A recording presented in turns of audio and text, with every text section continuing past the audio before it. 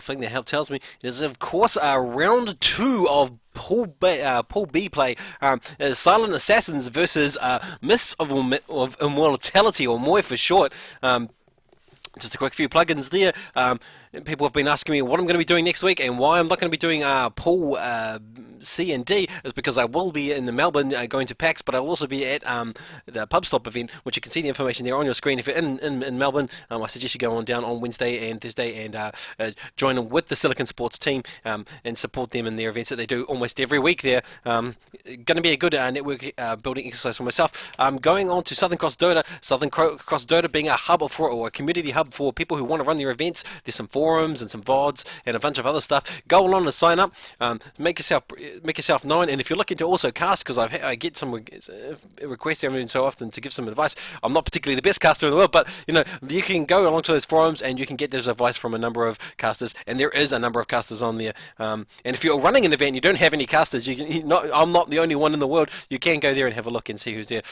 Just quickly though, another plug in there for company gamers, specifically New Zealand esports main event runners. Lots of you will know the Barcraft scene from StarCraft 2 or from League of Legends. They're looking to do the same thing, if not better, with Dota 2. So go along to their website. You can see there. Click some link. I can't remember exactly what link, but there's information there about Dota 2, and there's an email address. Send an email to that guy. Make your presence known, because they are planning to do something very, very shortly. And if you're on their mailing list, it makes it a lot easier to sort of centralize that. With me again, I hopefully have that amazing voice that we love to hear. It is Avril, and are you there, Avril? Yeah, you do have me once more. Thank you for that compliment. Not sure if I can live up to it, but thank you very much anyway. Enjoy being on this cast with you. And it's going to be a long night for us, because this is game 2 of 6. And you can see here that they have the team No French Fry, but I'm not sure why that is, but they are MOI, or Team MOL, I should say. And you can see that first banner of Ducks here, and Batrider. These are typical first bans, but I'm not sure what to expect from either team, because in both Silent Adventures and MOL being very, very new to the Kiwi Challenge scene, but it seems very, very standard at this point. Yeah, no surprises at the moment. No sucker punches from either teams just so far. Gyrocopter is going to be your first pickup. Saw Gyrocopter last game. Didn't do too well, but Gyrocopter otherwise still a really strong hero. Had a bit of a nerf flak cannon. Did get a cooldown debuff, cooldown nerf, but I still really like Gyrocopter. One of my personal favorite heroes to play. So glad to see him in the pool. And of course, he does have those amazing DPS properties with the Rocket Barrage, with the cooldown ult, but also then, late game, if he gets enough farm, that flak cannon can really just devastate a team. So hopefully we will see some plays like that, and everybody that watches this knows how powerful Gyrocopter can be. But of course, it's all about the supports, and what supports you pick up to go with that Gyrocopter if he is in a tri lane, or at least your supports that are going to support him in the mid to late game, because if you don't have those right supports, he's not going to be able to get that farm. He is going to get harassed out, and we won't be seeing those amazing DPS, that amazing DPS. No, and we've really got to keep it on the light as your first pickup. They could possibly just combo straight into the Phantom Assassin, so the Phantom Lancer right now, PL if they want to. Already, that's a solid pickup if they want to go in that sort of direction. But Coddle first pickup, haven't seen this kind of thing for a while, maybe for like a couple of months people stopped picking Coddle first. Clockwork's going to be a second pickup. So far I'm liking all of the picks at the moment. Whisper's still in the pool, so I do want to say that another top hero is still in there. Treant, still in there. Bane, still in there. Jakiro, if you want to go that direction. So lots of heroes still in the pool. Yeah, and we see yet again another Clockwork pick being picked up. And I think Clockwork is, even though he's had this slight nerf to his cogs, I still think, those cogs just give you so much ability to sort of either constrict the amount of fighting space within a given zone. For example, if there's a bottleneck, that's the place you want to be fighting with Clockwork, because you can disrupt the enemy, you can displace the enemy team with your cogs, and so Clockwork is never going to be a bad pickup in my mind, even if he is this kind of weird pseudo support Clockwork that we sometimes weird see. But you're right, they don't go straight into a combo with Keeper of the Light, which is, why would you pick up Keeper of the Light first if you're not expecting to go straight into maybe a tiny combo or a Phantom Lancer combo? Keep of the Light's still just a good hero regardless. So, I'm not bothered by that. I think regardless of how you look at it, Keep of the Light is it's a good pickup, and it's something I pick up I haven't seen in a while. It's something that's I'm a bit sad about because I haven't seen Keep of the Light, and I quite enjoy watching Keep of the Light. So there you go. Phantom Lancer will be your band. They Yeah, know about the combo. MOL didn't go for the combo, and so it's gone now. You had your chance. yeah, that's what I was saying. Like, if you are going to pick up Keeper of the Light, you immediately go into a combo because otherwise you're going into the second round of banning, and there's just that opportunity for the other team just to go right. Well, we know what you're looking to combo with, unless it's some kind of weird troll bait strategy you've got going on that you don't really want to use Kodo in the way that your opponents are expecting, and you want them to waste bans on heroes you don't intentionally want to pick up. If that's the case, that's next meta, and that's a great play. But I don't think it is in this case because they've just handed them the opportunity to ban out two potential really good combo pieces with this Keeper of the Light. Definitely. There's also an X ban, and I'm not 100% on that. I don't know where the X ban came from. That's kind of weird to me. Rubik Mag kind of expected, but X. Any thoughts on the X ban over here?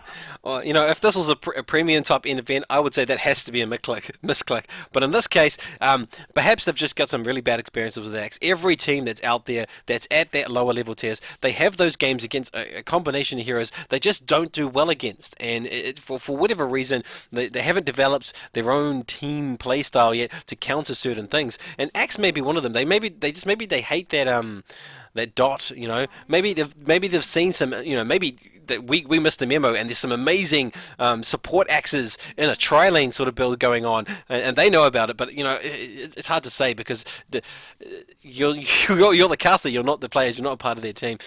Otherwise, I don't think it was a smart ban. I will say though, they got rid of one of your most hated heroes, so you can have a sigh of relief there. My team in particular, we hate that Magnus. So if we were playing in this particular lineup as the Radiant, as Silent Avengers, we'd be looking at that going, thank God they banned up Magnus because we just don't like dealing with Magnus. I was actually talking about the X, but I suppose Magnus too, if you want to go in that direction. In any case, you have a quick look for the next pickups. You see that MOL has picked up the Ogre Magi. We don't see a lot of Ogre Magi players lately. I think he's I don't want to say he's fallen out of popularity because I don't think he was ever super popular to begin with. But we don't see a lot of drafts that have Ogre Magi or Night Stalker on that other hand. Generally, if you see an Ogre Magi, your combo. Runner at your service. Oh, you've dropped off there, co-caster, yet again. You may need to potentially fix that issue we had out last time. Are you there? No, he has dropped off. My co-caster has dropped off again. I'm not sure what's going on there. In any case, I will continue. I will endeavour to bring to you the play-by-plays in this particular draft. In any case, here we go. They picked up a Temporal Assassin for the Dire team. Temporal Assassin's most likely going to be sitting in the mid lane position. With those refractions, is going to be a mid-game threat if she gets those levels and she runs out. And we see Windrunner being picked up by Silent Avengers. Windrunner's definitely, in my opinion, either going to be sitting in that tri-lane with the gyro, or one of them is going to be in the long lane. They're not going to. Oh, they could be in both in the same lane if they go to pick up another long lane, but then they're going to have not enough of the right kinds of supports they need in order to make that tri lane effective. But I am a little bit perplexed slightly about this Night Stalker in terms of where he's going to be. I don't, because there's this pickup from the Temporal Assassin. If I was Silent Avengers, I would be sitting there going, you know what? I don't really know where I'm going to be sticking my Night Stalker. I may have sort of thought that he was going to be in the mid lane, but now that you've picked up that TA, I'm just not really sure if that's going to be the case. Maybe it's me that's broken, so I'm going to just go and fix that just now. Oh, sorry guys, man, how many technical difficulties am I going to have tonight? Showing, there we go, I can hear you. I can hear you. Can you hear me? You as well. Yeah, I can hear you as there well. we go, you're back. Just like so many technical difficulties tonight. I'm not sure what's going on, but For some we're reason, back. it sounded like you dropped out. For me, it sounded like you dropped out for some reason.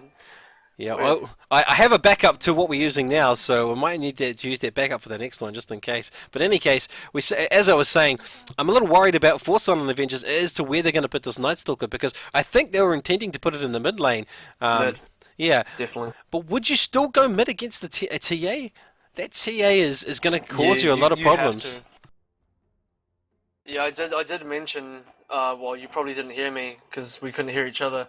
But you know, TA is a good matchup against Night Stalker, and the only thing Night Stalker really needs to do in that lane now is just kind of live. Really, I mean, you've not you won't win the lane anymore, so you're just gonna have to live in that lane, is what Night Stalker has to do. Night Stalker's probably not gonna pick up a ton of farm in that lane either, so yeah, no, it's gonna be interesting going to the first night. Night Stalker's probably not gonna have a good game until quite some time. It's really going to come down to the team fights, but that is something that they can do because they have a Sand King. They got the Gyrocopter. Windrunner also contributes to the team fight a little bit. So We may even I'm going to go out on a limb we may even and say Silent Avengers got better team fight. we may even see Weaver sort of being a mid as opposed to Temple Assassin, because we have seen a few Weaver mids lately in the Australian New Zealand scene. Oh wow, and then, yeah, you're right. This Silent Assassin lineup does have a lot of good team fight potential there, especially with the added advantage of that Luna stun. This, I think, is going to be an interesting game. I hope it's not going to be a one-sided Dagon battle like we saw in a previous match, but I'm hoping this will be an exciting game with exciting plays, not just for us, but for the guys watching. Honestly, though, the tri lane for SA looks so much better. Their tri lane looks so deadly with the Lena, Sand King, and Gyrocopter combo, whereas Mol's tri lane, not as scary. You know, you got Ogre Magi, you've got Keeper of the Light, and possibly a Weaver, and it's just I'm just not as scared. It just doesn't frighten me as much as this SA lineup. Yeah, and you're right. You can see that there's no, they're not going to defend their own I should say the Radiant's not looking to defend their jungle, and this Night Stalker's getting ready to go in the mid lane, but by looks of it in terms of his position, Wang there. So yeah, it is going to be a Night Stalker mid. It is going to be probably against a TA, because it looks like they're doing the same on the other side. But it looks like it's going to... yeah, you're right. The tri lane, it might not be a tri lane. It may be a dual lane. No, is it just Gyrocopter taking his time? No, it is a tri lane. Exactly as you've called it. It is how it is. And meanwhile, on the other team, we've got the clockworking keeper doing a tri lane with Ogre Magi. That's weird.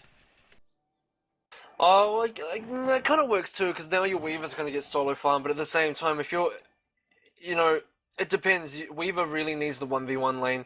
If Weaver doesn't get the 1v1 lane, he's kind of fucked. So Weaver needs the 1v1. I think he's got it at the moment because Windrunner's going in the same lane. So they're going to try lane offensively with a Clockwork, which is a mistake in my opinion. Well, there's two mistakes here. One of the first mistake is that Silent Assassins aren't doing their tri-lane offensively. Their tri-lane is so much stronger. I don't know why they wouldn't do it offensively. I don't know why they didn't roll their tri-lane top. You know, and they should have, because now, especially now that Weaver's up there, like, that's just kill central. You're going to shut out their main carry. Boom, amazing, good job. That's what they should have done, and Clockwork's not going to really add too much into this tri-lane either, so, you know, two mistakes, in my opinion, at the moment. We can see no one also in terms picking... of laning. No one picking up any, no one looking to pick up to do any dewarding at this stage, because there's no sentries on anyone. There are, as you expect, there are ward pickups, but there's no sentry pickups. And we're seeing a lot of this lately in terms of the lower level tiers. People not picking up sentry wards. They're kind of like playing pub style in terms of just going to pick up the wards, just going to pick up the courier, and then off I go. I'm not going to pick up tangos for that. You know, I'm not going to be a true support and pick up tangos for my carries. I'm just going to pick up what I would normally pick up by the recommended the tab and go into it. Yeah. It, Something like that. yeah, I'm not kind too of, sure. yeah, I'm not too sure. I'm slightly disappointed that we're not seeing enough of the sort of early game dewarding, and we did see some, and it was brilliant, and it was very, very effectual. And I think it was in a game with GD or one of the rounds earlier yesterday where there was some great dewarding going on, which did lead to a bit of an advantage for that early game in the face, because they had to wait another 6 minutes for the next set of wards.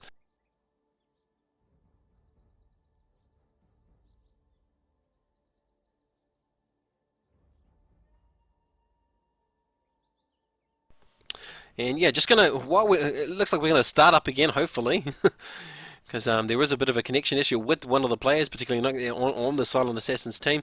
But yeah, as Everill's already sort of alluded to, this tri lane for Silent Assassins is going to probably work out a lot better than this tri lane for for MOL, but not in the right position. He would have liked to have seen them in an offensive trail lane as opposed to a defensive trail lane because they have the pieces for it.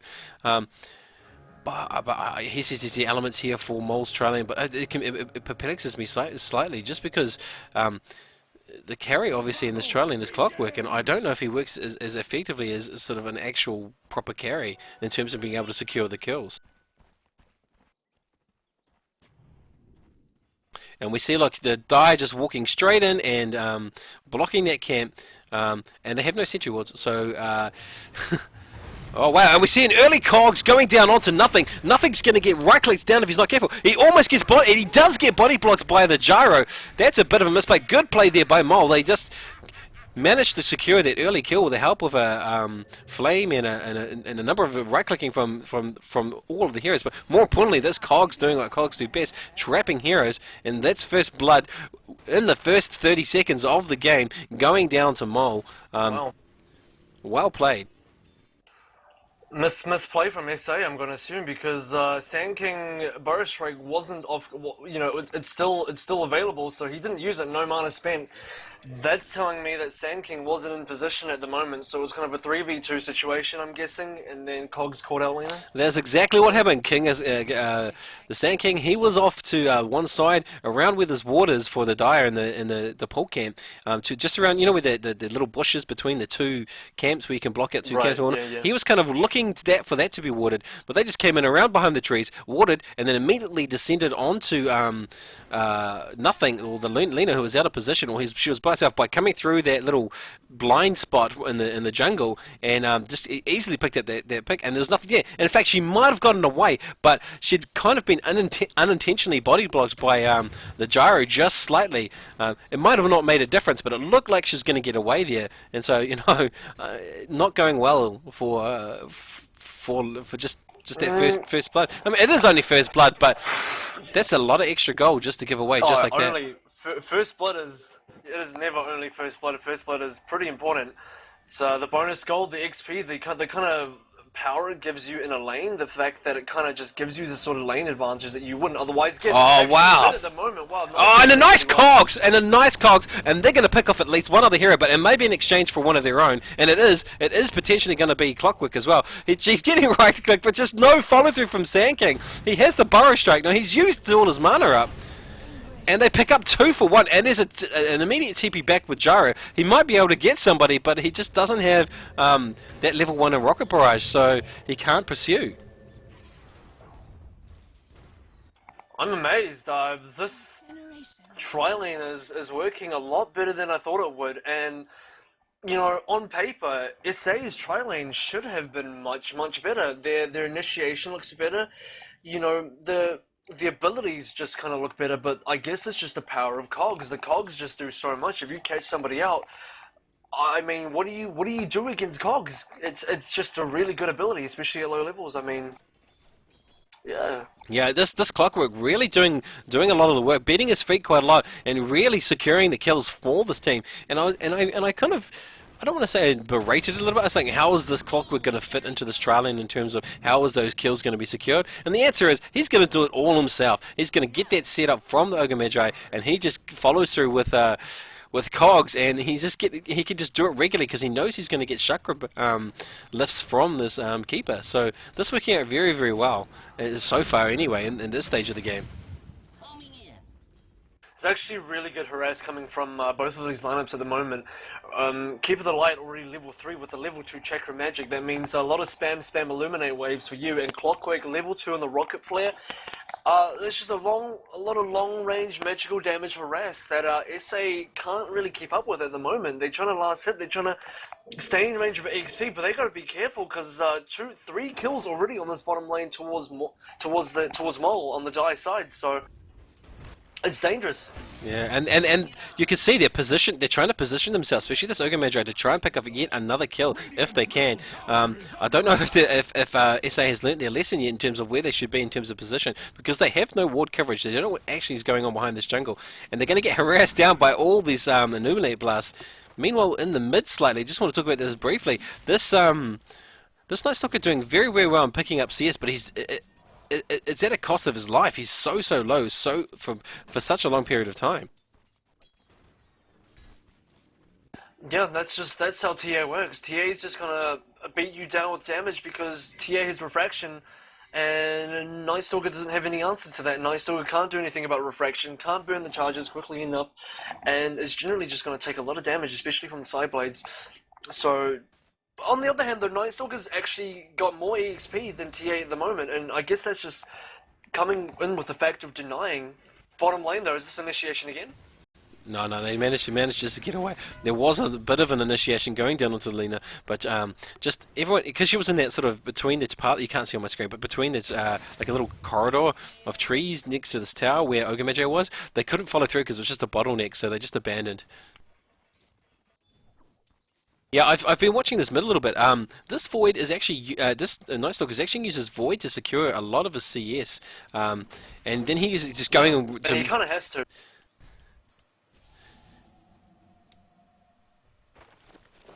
And he really has to as well. Like, no other option for Night Stalker in the mid.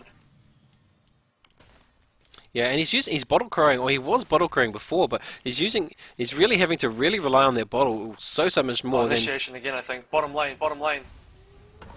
Ah, it's split. They're all over the place, but they do Cogs, cog Lena Lena once again. more. 3 times in a row. Lena's been caught. Well, no, twice in a row. Lena's been caught out with cogs, and this Clockwork playing it like an absolute champion. This is going to be a first band pickup against MOL, I think, in later stages of this pool play, because this Clockwork doing all the work pretty much on his own.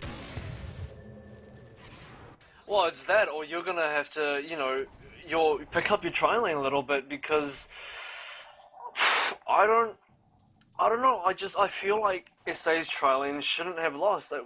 That first blood really just set in motion. These. Oh wow, in the middle. Actually, Oh, nice. Nice Stalker. Nice, okay. He came out of Mount, and immediately as he came out of Mount, he used both Void and Crippling Fear on him, and that meant that he couldn't do anything else. He had no refraction to be able to charge up, and then he just took it out. So, doing what Night Stalker does at Another best dive at night. bot. And here we go. Another Just dive oh, bot. she might get away. She does get away this time. Unsuccessful. But that previous kill that Clockwork got, that wasn't even set up. Ogamajo went after the gyro. Gyro retreated behind the tower, and basically he just walked up with his mini stuns, caught Lena, and then just trapped her by just beating the feet. Like I said, he's doing all the work. It is nighttime now. I do want to stress it is nighttime, and the Stalker is hungry for some casual stalking now. The Night Stalker is night's here, so I'm actually expecting. I think it would be a pretty easy top lane kill for Night Stalker. As soon as you get that silence off on the Weaver, that's a kill. Gone so easy, bam, straight away. But I actually think he's gonna go bot first because bot's looking pretty dire. I don't know, this could be a mistake because I feel like Night Stalker needs to extend his advantage that he got from mid and TA. He got the kill on the TA, and he could probably get a kill on top. And I feel like Weaver's actually going to be a much bigger target to take down than anybody else at the moment. But Night Stalker will find Coddle! Silence straight away! Ogamajo, though, gets a stun on. We see that damage coming out from Clockwork. Cogs, though. Cogs, even with their Burrow Stroke, I still think they're going to pick off at least one player here.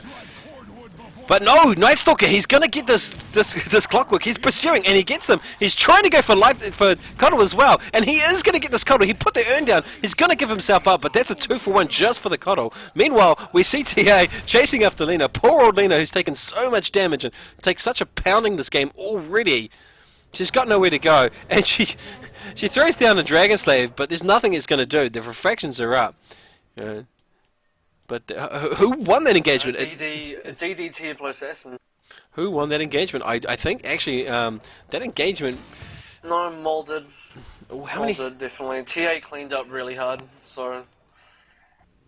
And like, who do you pick up on the MOL side? So Clockwork died and Coddle died, but Gyro died again and Night Stalker died, and TA secured 2 kills. So. It's still a victory for MOL, in my opinion. Yeah, you're right. Especially because I didn't see exactly who T2A cleaned up. I wasn't sure what happened with the rest of the team, other than obviously Elena. But If you're calling it that way, that's the way it is, because I didn't see that particular engagement. But as you can see, look, Night Stalker's still doing very, very well. He managed to come in and basically against a 3-to-1 scenario where their cogs were managed to sort of not only get the clockwork but get down the coddle. No help required to do that, really. Top though, top initiation. Ooh, Night Stalker wanted Weaver, didn't get the silence off in time, so Weaver runs away, scuttling away. And now he wants Coddle! Now he wants Coddle! Taking a lot of tower damage though. This is bad news for Night Stalker. You can't go tower diving without a Vanguard. You just cannot do that. Yeah, Gyrocopter again.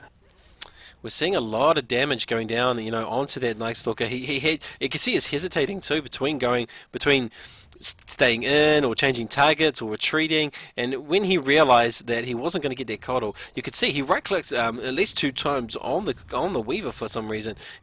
That was probably his opening to get away. But you could see, oh wait, Invis Rune open here with a coddle blast as well, and that's an easy pickup there. Although it's picked up on Keeper instead of where it should be, which is the same. Oh, look at this.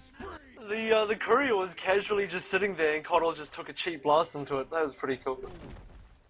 Oh, Radiant Courier, you were in the wrong place. Meanwhile, in the bottom lane, the clockwork clogging up Lena yet again, and but this time it's being picked off by the Ogre Magi. No help here from the Sand King. The Sand King's finding it difficult to apply himself where he's needed, having been in both bottom and top lanes at some stage. Lena's basically feeding at this stage because Lena's already died 5 times in about 11 minutes, so at this point in time, Lena's not really offering anything except extra gold and EXP to the other team. It's kind of gotten to that stage now. This bottom lane is near abandoned stage for me. I almost feel like they can't even play this lane anymore. They just have to make something work. Like, they have to, Lena and Sand King really just got a gank now. I don't even know why they're still in this bottom lane. Let Gyro solo against the Clockwork and let your supports roam, because this lane is gone. It's gone. Get your supports out of there. Lena needs to stop feeding. Well, Silent the Assassin can't hear your advice. I think MOL has already done that. They've left the Clockwork to be on his own devices in the bottom lane, although we do see TP coming in now. So he could pick up that extra farm in CS and XP by himself, looking to rotate around with their supports. Oh, we see Weaver, he's been shackled, and he's been power shotted, but it's just, he gets away on 50 health. Just one right click away, one right click away, that one runner would have had him. But unfortunately, that's the power of Weaver. Killing spree! Again! Wow, TA with that double damage rune, it's just too much. It's just far too much, that double damage rune. Yeah, that's the second DD so far for TA. Yeah, luckily enough, picking up 2 DDs very, very early in the game, so that's working. He's taking advantage of that, and that's a sign of a good player. Some players, they'll pick up runes and they don't really know how to maximize the effectiveness out of picking up that rune. But obviously, MOL, this TA, she knows what she's doing, and she's maximizing it where she can. Kind of deep. And Gyro's only level 5. The Clockwork's nearing level 8 now. It's just looking so bad. Middle tower going towards to MOL as well. That's just more gold. Look at gold graph at the moment. We're already over 5k and it's like 13 minutes. Yeah, this is a bit of a snowball here in the favour, and I say that too. I can't think of a better analogy, but it is a bit of a land. It's not a landslide, but it is definitely snowballing slightly for MOL. They are doing so well, especially this Clockwork. He is definitely carrying this trail lane the way it needed to be carried, and I'm very surprised that this is the result that we're seeing. Given that, CSA had this very, very strong pick for the trail lane, and they looked like they had all the team fight. It's all on that First Blood, and this is the power of First Blood. First Blood makes everything. It changes everything. First Blood. It shifts your entire lane. And for a while, honestly, I thought SA could take it back, but there just wasn't any initiation, and this will be a death for Night Stalker easily. Especially with the double cast from Ogre Magi. Yeah, not a problem. You're going down.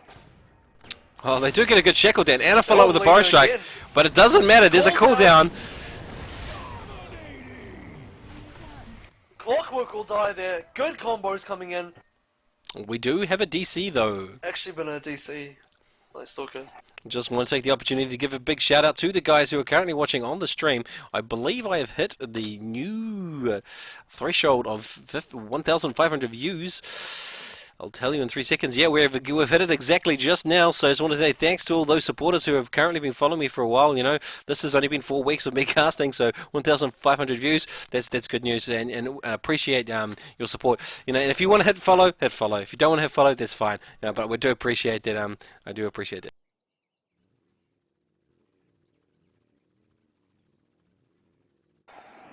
That's actually a pretty decent turnaround for SA. Like they managed to kill the Clockwork. It's a pretty important kill in my opinion. Clockwork's pretty fit at the moment. TA is the other important kill they want, but I don't think they're gonna get TA. So Clockwork's not bad. It was a good turnaround though. They managed to secure a kill off that, even though they lost Night Stalker.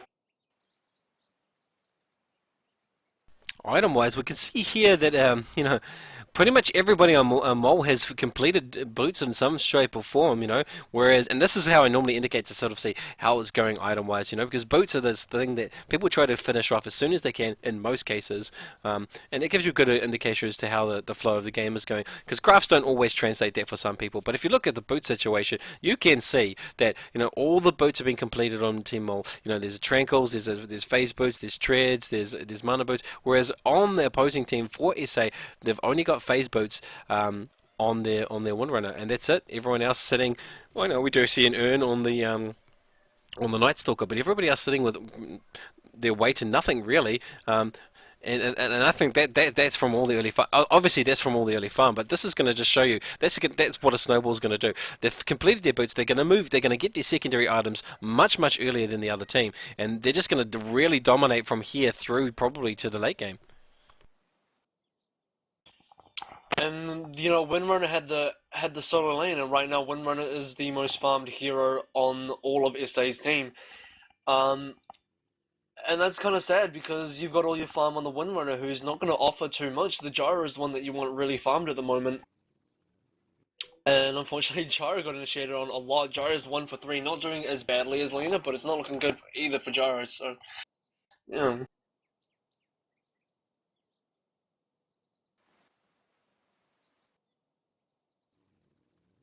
And yet again, another long pause for the gamer pauses. This is going to be an internet issue. I guess, though, I must say, got big ups to D2 and Z this time around, being much more strict on the rules for the teams with disconnects. We saw it in the Kiwi Challenge Series 1s, many games going well beyond their time frame that they should have gone beyond, because I think in one particular game there was almost 35 minutes of pauses. This time he's decided, hey, we can't do this, we've got a schedule to follow. There's 6 games to get through for today, so he wants to make sure they're on schedule, and he's already called there's 1 minute or 4 minutes left to go before he will resume the game. So hopefully this Night Stalker can get back in, or otherwise it's going to be even easier for MOL to walk over this enemy team. Yep, as if it wasn't easy enough already. I like that there's you know a bit of rolling on this pause at the moment, because otherwise the pauses will just go on and on and on. And here's Night Stalker, he's back in the game, so not all is lost so far. You know, I do think only most of it, not all. I do think they've still got a chance. Their hopes really are all going to be in whether or not this Night Stalker can pick off enough heroes to get out of control or get into that sort of snowballing effect himself. Because even if the other team has a slight better advantage, if he's the one leading the way for them, they can do it. But as you've already said, all the farms really sitting on Windrunner. And we see an initiation going down on Windrunner. She gets picked off with a combination of abilities. In fact, Kotl takes 2 of the kills, and that's 3 down. 4 down for nothing. And that looks so easy. That looks so easy from all. Like, wow, they just walked in there and bam, like 3 people died straight off the bat. They didn't even have to try there. You know, and you would have thought after a long pause like that, you got a bit of time to think. You look at the enemy hero positioning. You should be thinking like, what are we doing right now? Where do we go next? What's your next move? That's generally what you should be looking at in a pause. And it looked like MOL had a perfect plan set up. They knew exactly what they were doing, but SA just caught off guard a little bit. I saw the unpause and they just kind of stood around there. I don't know what they were doing really.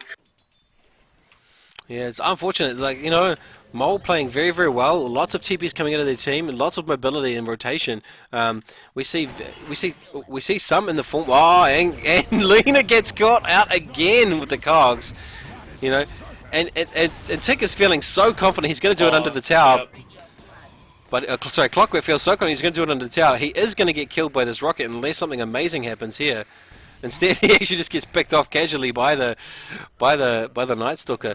But I think this Clockwork senses that he's got it anyway, and that's why he dives so hard. He actually waited too long. Like I think Clockwork should have hooked straight away. He waited too long and then hooked the creeps through Lena. I mean, that's okay, but he could have probably just hooked straight onto Lena.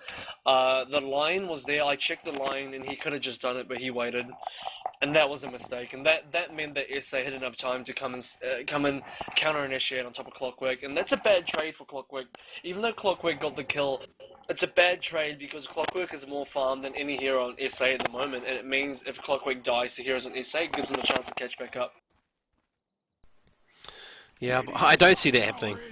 You know, in all honesty, even if they can pick that off, I just think they're just not going to find enough kills. It's a small thing. It's just the small things. Like if you know people continue making these sort of mistakes, it's you know it adds up at the end of the day. And you know maybe not. Maybe in this game it won't make a huge difference, but over time, if the game goes on long enough, possibly yeah.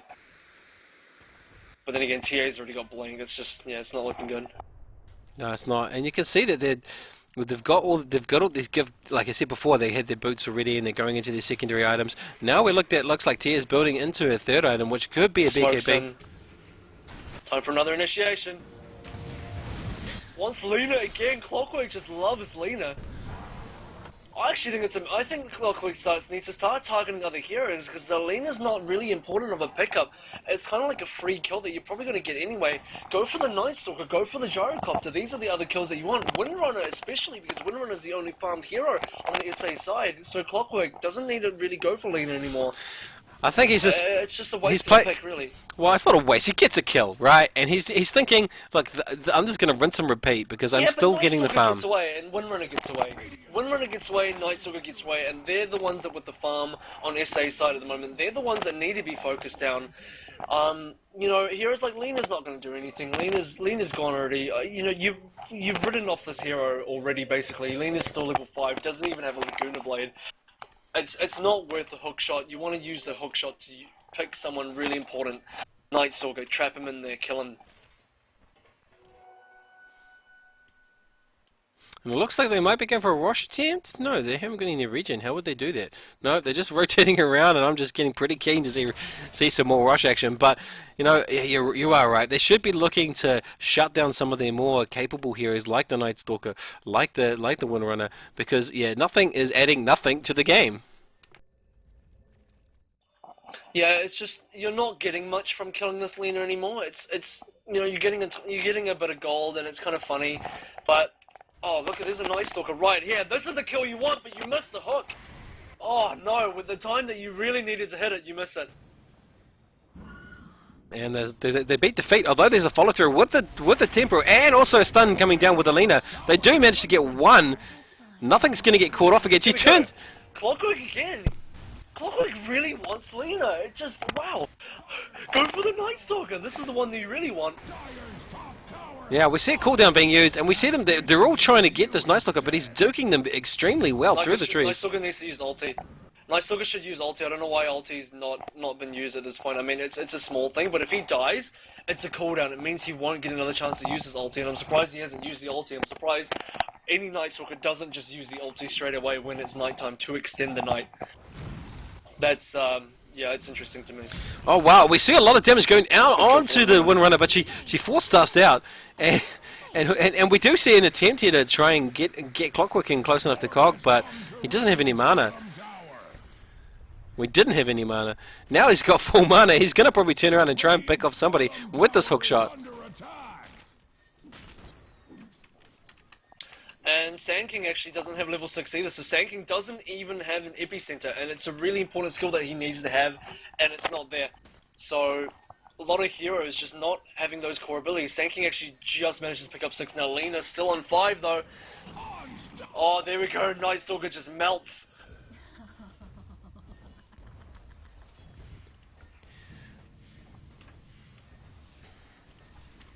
I missed it, unfortunately. Thoughts there? Oh, I'm just having a look at the hero level. I was just wanting to bring up the hero level to see how far behind the Radiant are in terms of their supports versus the other team supports. It's only 2 levels, but it's those crucial skills like no Epicenter or no Laguna's Blade that's really punishing the Radiant team. They've got Epicenter now and they've got Laguna Blade now, but it's 21 minutes into the game and they need an exceptionally good team fight here to turn this around. Like, I mean, the best setup play they could possibly hope for is what they really need.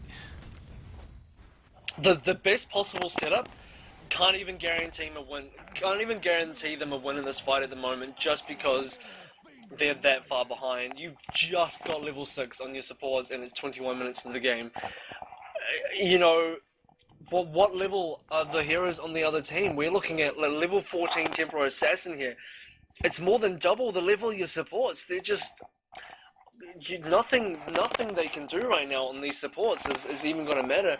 If by chance MOL misplays and their heroes extend, their heroes go for solos, their heroes don't play well, you know, ganks can still happen. You got a Night Stalker, you do have Lena now with the Laguna Blade, so you can still make pickoffs.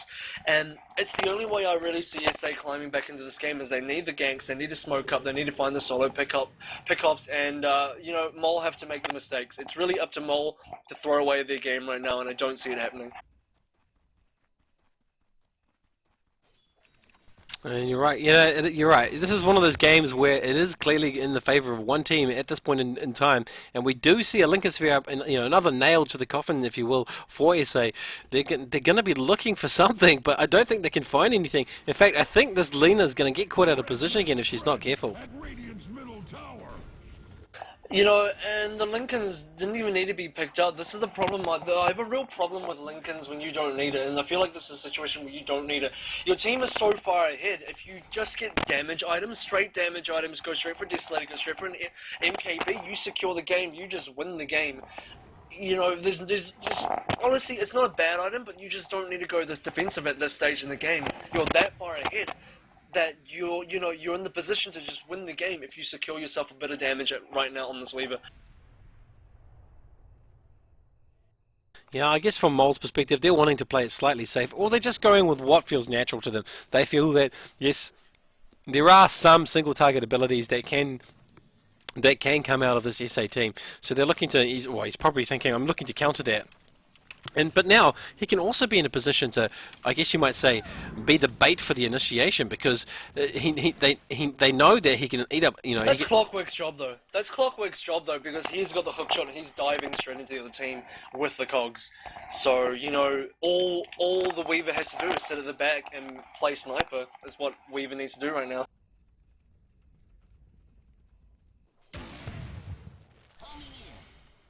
Yeah, wow, you're right. It is Clockwork's job, but I was thinking it more in the sense that it gives them another option in terms of how they want to set it up. They're expecting a Clockwork initiation and hook shot. They're not expecting... Here we go. This is going to be another kill. So easy. Please get this.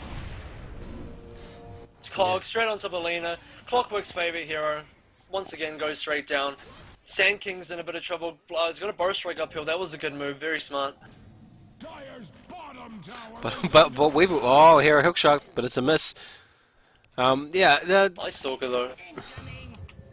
He has to TP out. There's a Weaver here with DD. He doesn't know, but this Weaver can still do a lot of damage with his I can't remember what it's called now. The little pack of guys that he shoots, and with DD, that's a lot of damage. Pack. Love it. Yeah. Weaver's one of the most deadly heroes with double damage because he gets that extra attack with the Geminate attack, so it's a lot of right-click damage. Didn't find anybody there though, unfortunately.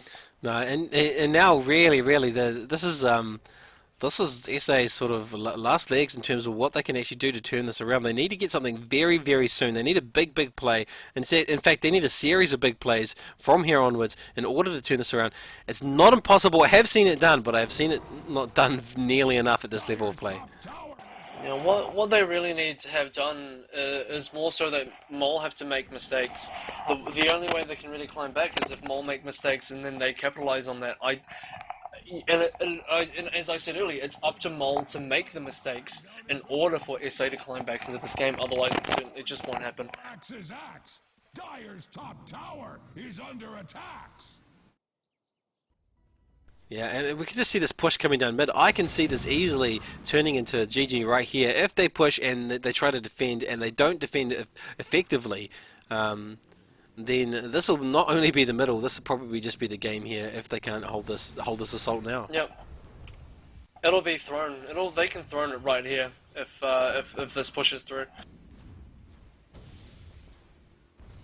No, and MOL playing very, very safe. They're just going to keep putting the pressure on, applying that pressure, waiting for creep waves, picking up an occasional farm on the side camps, but they're restricting the ability for SA to be able to actually do anything. They've all hunkered up into the defensive position around the centre barracks, which is where they want them to be, because it gives them all this control. Look, he's going to go and get a rune, he may get some farm. They may even not even push this Rax until they feel really, really comfortable, but they're at least restricting the ability of the Gyro and the Night Stalker to actually go anywhere.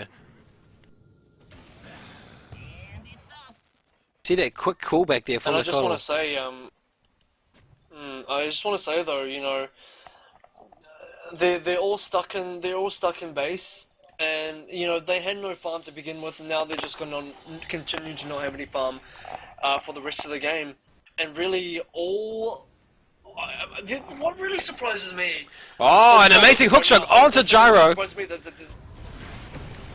there's no initiation, but there they go. There's the initiation they wanted. And there's Lena getting her vengeance on the Gyro by using all her abilities on him, but it doesn't matter. She goes down with Sand King, and it looks like Gyro goes down as well. And it looks like TA may also go down. So it doesn't go completely in the way that MOL had wanted, but it doesn't matter. They've got everyone, and they may even pick up this Night Stalker. This Night Stalker overcommitting. He really wants this Keeper of the Light, but it's going to cost him. Oh, nice, good follow through with the Shackle. It does give the chance for Nice Stalker to pick up yet another kill, but that is 3 for 3. 3 for 4? No, 3 for 3. So you know, it's a surprisingly good defense. And right now, another kill for Night Stalker, but that will be a trade from the Weaver. I wanted to make a point early that I think it was a mistake for Weaver to pick up the Aegis. I think it would have been a much better item for Clockwork to pick up the Aegis, because what I was going to say earlier is the only way they break this T3 hold, the only way they break this fortification, this defense, is that Clockwork dives in with the hook. And he will die. The problem is, if he dives in with a hook, he will die. But that's why you have Aegis, and that's why Clockwork should have had Aegis, because it would have given them the opening to dive in with Clockwork and the hook shot, and he did do that, but he didn't have the Aegis, so he died too quickly and couldn't offer anything to the team fight after that. And Weaver's got enough defensive items that he's okay. Weaver's got a Shikuchi, Weaver's got Lincoln's, Weaver's got a level 3 time-lapse. He's just, you know, he's fine. He honestly doesn't need Aegis at this point. I think Clockwork would have been a much better candidate for Aegis. And I totally agree. I do think that with his natural escape abilities and with that Lincoln Sphere, there's no need for him to pick up that Aegis of the Mortals. He's not going to be doing the one initiating, but it looks like he's trying to pick up items to be the initiator, or be in that position to bait out. Here we go. Speaking of Clockwork again, he might go down here. Yes, he will. Windrunner picks up another kill. TA will find Sand King, though. Sand King has nowhere to go. Mana is not available for you, but he does have Sandstorm. Well, he was dusted, but for some reason it's gone away. Oh, and he's looking to escape now, and he goes the wrong way, and he walks right into that. Yeah, he actually got 4-staffed by Ogre Magi. Ogre Magi used the 4-staff on him. His 4-staff's on cooldown, so yeah. And that now, could have been risky. You could have 4-staffed Sand King out somewhere that you didn't want him to be. yeah, and we can now see that MOL's going to start punishing SA now. At some point, they're going to take a tower, and it's just a matter of time. They're looking for this Lena. They know where she is because she's turning to ward. She's getting picked off. There's a blink in. Some right-clicking going down on her. She does stun, but it's just there's not enough for her to escape. And she's another kill, more gold for the for the MOL's pocket. Weaver's little friends get the kill. Weaver's little friend chewing away at Lena's legs. Lena's little feet there. Lena doesn't wear shoes, and that's why the little bugs work so well, chewing away at her feet. Yeah, this Lena not playing anywhere near the same level as probably the rest of her team is. Although, you know, possibly Sand lacking slightly as well. Lena definitely giving up so much kills. No, it's more so that they just had a bad start. They just had a really bad game, and Lena has had nothing.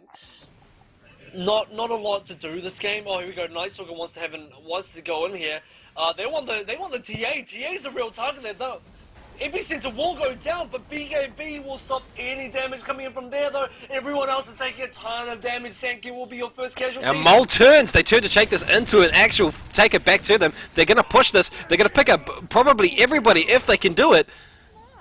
And they go for the dive. He's got his escapes. He takes out they take out everybody except Windrunner, losing only one, and they can now push this tower and Rax unchallenged. But there is a buyback. Windrunner died. Yeah, Windrunner got killed by the little bugs as well. The swarm, that little bug. See, Windrunner doesn't wear shoes either. This is why you got to wear shoes against Weaver, so the little bugs don't chew your feet off.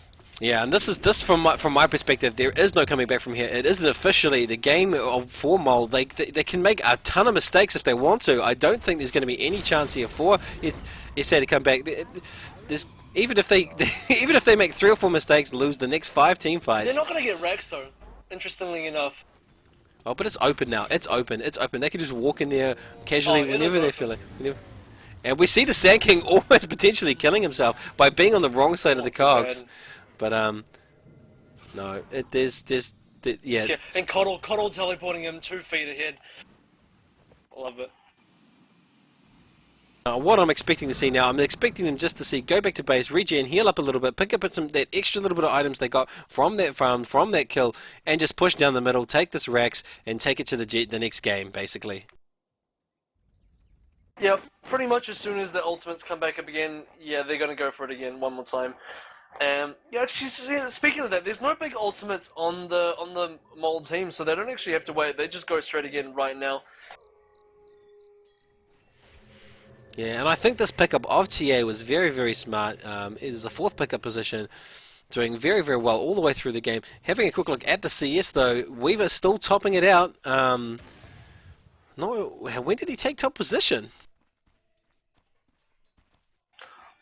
Well, you know, he got an ultra kill not that long ago. He's had a lot of kills. If you look at his KD ratio right now, it's pretty good. And he's had no deaths. And Butterfly now up for Weaver as well, so, you know, there's your damage. Yeah, but I'm going to call this one. This is MVP of the day. It is going to Tiger 2, to J2, the guy playing Clockwork, because all the plays coming out of him currently. Well, I'm not saying plays, but he's just doing so well. Although they take a lot of damage, and there's so much damage. A good follow through. They pick off the Coddle. They're looking for Look at those cogs knocking everyone away. They're looking for they're looking for the Clockwork. There's a bar strike, an epicenter coming out now, followed by a flame strikes. Everything comes out. They're still trying to get this Clockwork. He finally goes down. They pick up a good team fight. There's the mistakes that MOL need to be making more of for these guys to come back. But even with all that in their advantage, winning basically 2 good team fights in a row, the graph barely moves.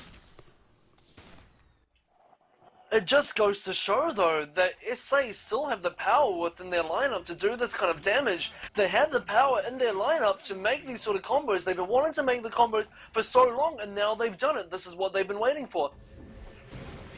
Yeah, good damage going down too. I think that just this game, as we've said, we're just recovering the same points over and over again, and it is all that early game that we saw. It was the power of that first blood from the on the gyro, on the Clockwork, and then great use of Gyro's cogs all the way through. Perhaps he not always choosing the right target, but always getting some kills. And yeah, they're not unstoppable, but they're nearing a point where you know, they're clutching it. They're clutching now. SA is clutching. They're looking for something, and they can't seem to find it. They've looked for it, and they've found 2 team fights so far. Two team fights. They've gone from what was it, 6 kills like 10 minutes ago to 16 kills. They've killed 10 heroes in that amount of time. So something's happening for SA. They've actually made a tiny bit of a comeback. We'll see if it really makes a difference at the end of the day, because Roche is going to spawn in about 20 seconds once again. And this time Weaver definitely doesn't need it. Give it to Clockwork, give it to TA. They need the Aegis, trust me. But I really want to commend the core heroes, the core players on SA side. Windrun has done a fantastic job so far. Niceauger's actually been playing pretty solidly as well, coming into this kind of mid-game post 30 minutes. And you really got to credit these two players at the moment for setting up a lot of the kills that SA have found so far into this game. And as you call it exactly right, it looks like they are rotating down into Roche, but they think that Roche is going to be out. They're going to check it, and then they'll take out this Roche, and hopefully they listen to your advice and they do give it to either Clockwork or TA. I'm thinking, looking at TA, they're probably going to give it to Clockwork, because she's got no room really. Well, Weaver's definitely not initiating, so I don't believe Weaver needs it at all. Weaver's his entire skill set is just filled with escape mechanisms, so No, you he know, picks it up Weaver again. really doesn't need it right now. On top, well, Weaver's also got a butterfly. He just doesn't need it. He's not gonna die. They're not gonna kill Weaver. I don't know how much more I can stress this. He's got a Lincoln, he's got a butterfly, time lapse, Shikuchi. He will not die. I guarantee you. He shouldn't be taking the Aegis. This is a mistake from MOL, and possibly a mistake that can be capitalized on by SA. We'll have to see what happens. They're looking to pursue them into the dire jungle, but there's their bottleneck that we're talking about with the cogs. TA's been found! That's the core hero. Epicenter is being used. The Epicenter was being used. Oh, he was about to cast it, cancelled it. Very good use of the cancel. Nightstalker also looking for some blood. He senses it. He sees it in the form of Ogre-Magi, but Ogre-Magi being force-staffed out. Mana Drain and coming down onto the Nightstalker, which is a nice pickup. But there's a pick-off there of Lena by, I can't see who by, because it's so rapid. Damage going down everywhere. Nightstalker going in and out. Epicenter being used. There's a cooldown, and are they going to get this? get this Clockwork? No, he gets away. No, Power Shot gets him. Clockwork, Power Shot.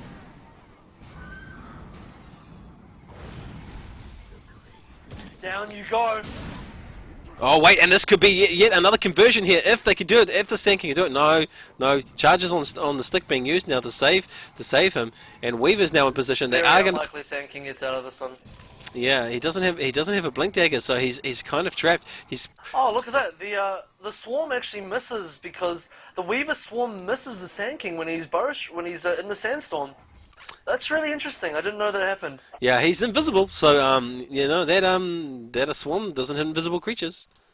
Oh, and he gets away because everyone leaves. No one camped him. Why did no one camp him? That was a free kill.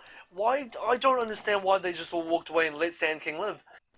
Look, is yet another mistake there potentially SA could capitalize on and try and bring this back from the purposes of the feet where they're sitting right now. They haven't been Rex, but there's an open Rex in the middle. They have no towers left except the 2 tier 3s, whereas comfortably on the other side, MOL have most of their towers. In fact, they've only lost 1 tier 1, so they need to make a lot more mistakes, like that, probably for the next 10-15 minutes in order for SA to even think that they can sort of play offensively or to at least take it to them.